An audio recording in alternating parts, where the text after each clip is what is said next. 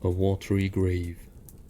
I didn't grow up believing in ghosts. Then one morning when we were 16, when my friend's mom picked us up for carpool, I mentioned that I was really creeped out by this bathroom under the stairs in my house that no one ever used. I couldn't exactly define why I felt this way. I just found it eerie. The house I grew up in was an old Victorian home built in the 1800s, so eerie vibes were part of the package.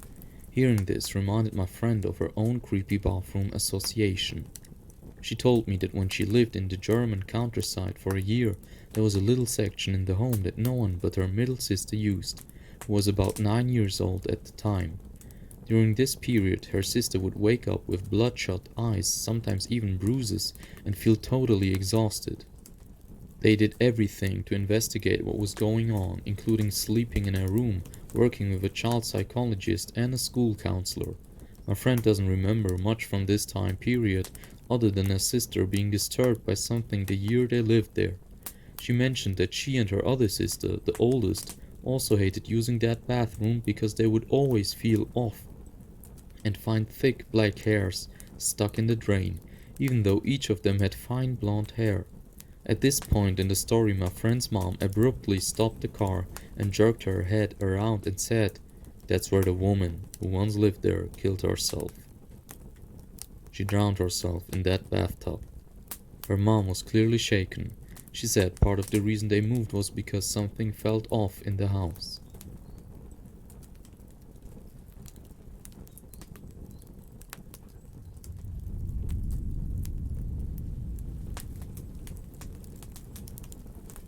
Purgatory Road. During August 2018, my friends and I took a road trip from New York City to Rhode Island. None of us had been to Rhode Island before, so we were excited about the drive, especially because we had rented a Mustang convertible for it. We left a little later than expected. It was about 10:30 p.m., and since it was a busy Friday night, we decided to punch our destination into the Waze traffic app to beat the traffic. Eventually we started losing steam, so my friend in the back seat fell asleep and I just kept driving along quietly, when my friend in the passenger seat told me to exit the freeway to take a side road. At first, driving on the unlit, winding back roads was relaxing, but then the wind picked up and it got increasingly foggy and misty.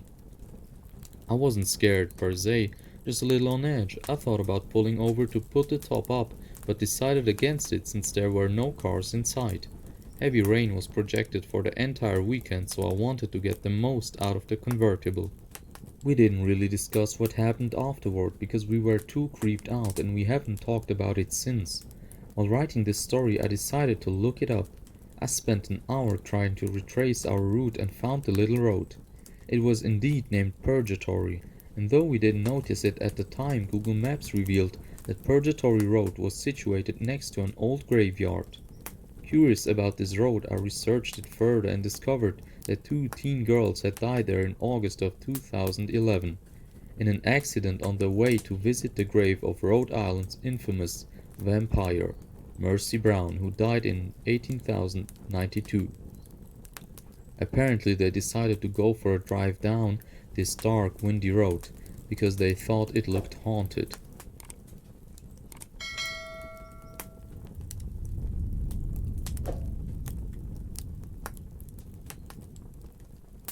The Guardian.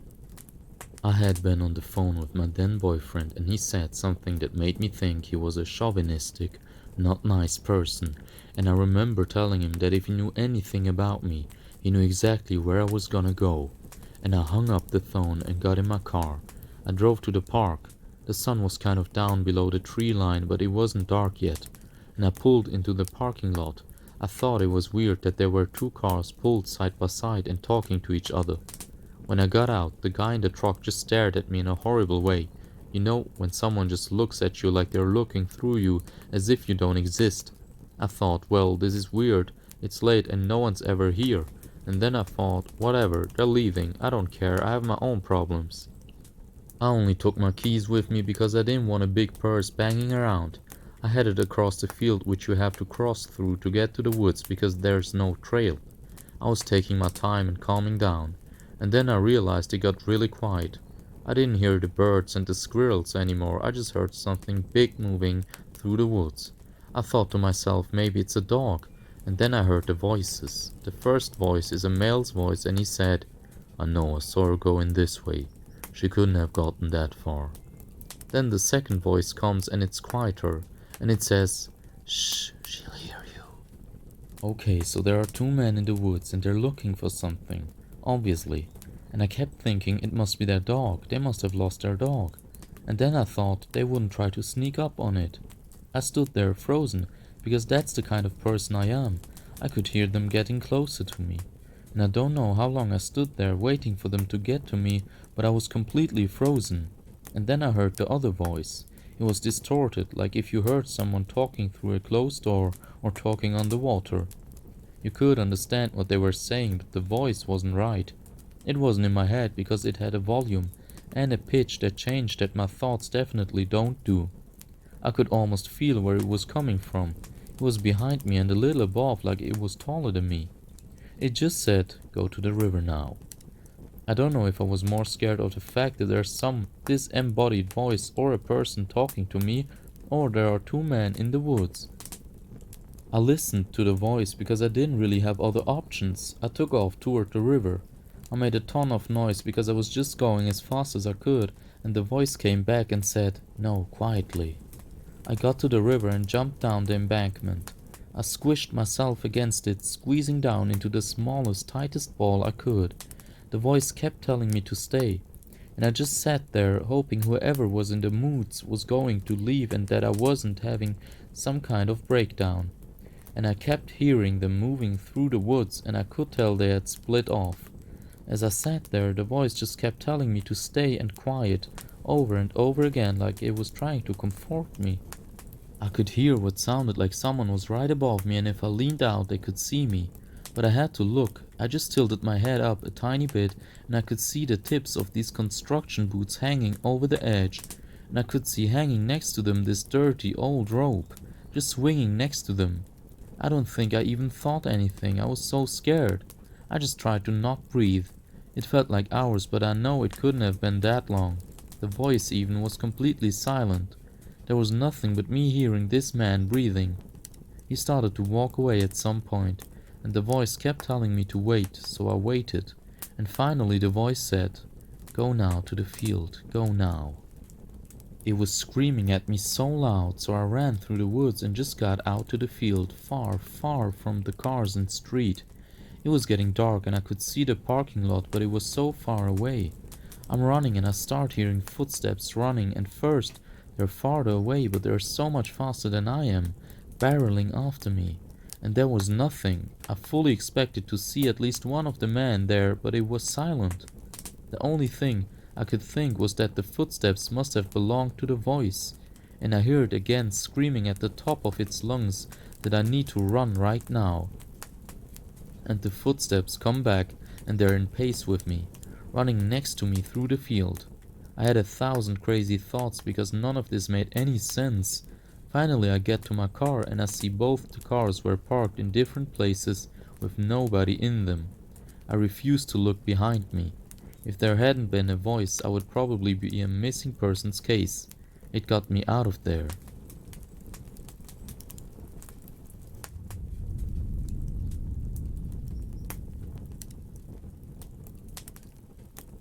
Family reunion. One day when my daughter was 2, we were having a typical terrible twos moment. She was throwing a bit of a tantrum for about 5 to 10 minutes, and we couldn't get her under control. At some point she rather suddenly stopped and started staring at the wall. She then started lightly giggling. It was weird. One second she's crying and screaming, and the next she's smiling and happy. Then she starts saying "funny lady" over and over.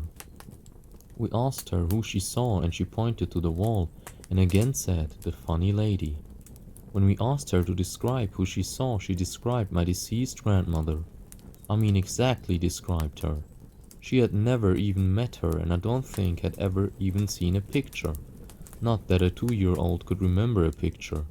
I'm not much of a believer in the paranormal, but I know for sure that my daughter got a chance to meet my mom, and that makes me happy.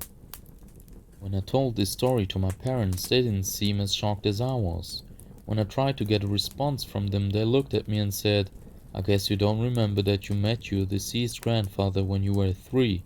The same exact thing happened to you 30 years ago.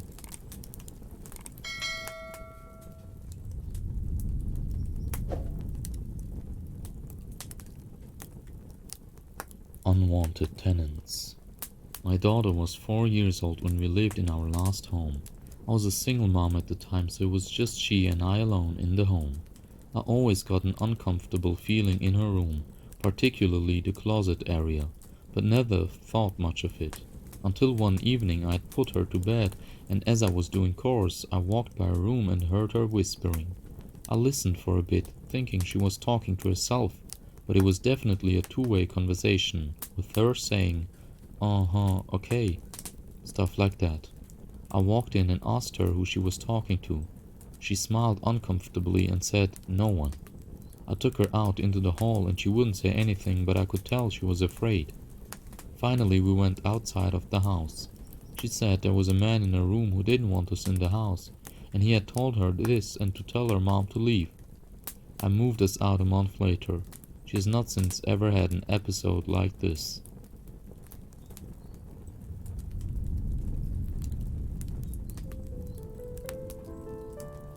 Guys, thank you so much for watching this video until now. It was an honor for me to present it to you. If you liked it, please like and subscribe and leave a comment about your own experiences. Or if you have any recommendations or tips for me to improve, it would extremely help me out since I'm a relatively new YouTuber and I'm just getting started. All I can do is promise you that I will deliver you the highest quality content I can create and to always keep you entertained. Thank you so much.